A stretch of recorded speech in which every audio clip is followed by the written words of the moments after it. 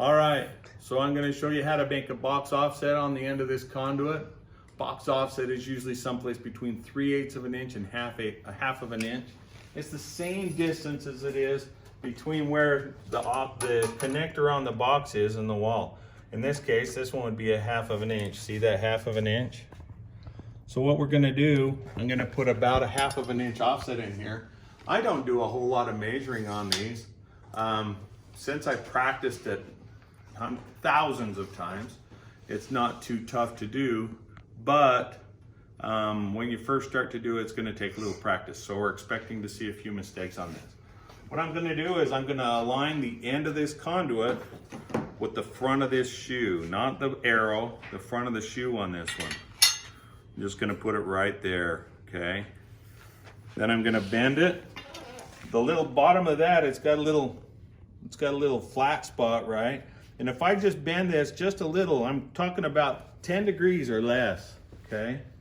I put about a 10-degree bend into that.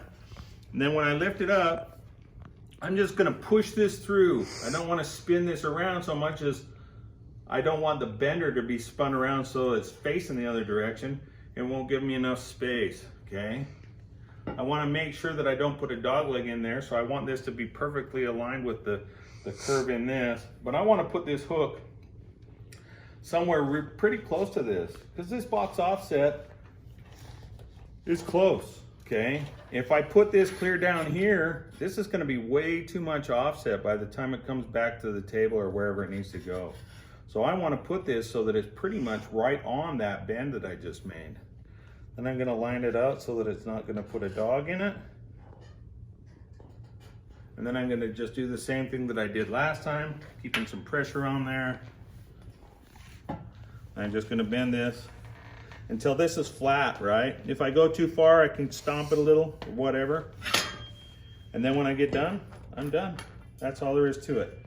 Next, I'm going to make a measurement in between those two boxes. I'm going to cut that because I'm not going to have enough shrink when I put that other box offset on there to make any difference at all with this box offset. So I can cut it to length, and then I'm going to put my other offset on the other side.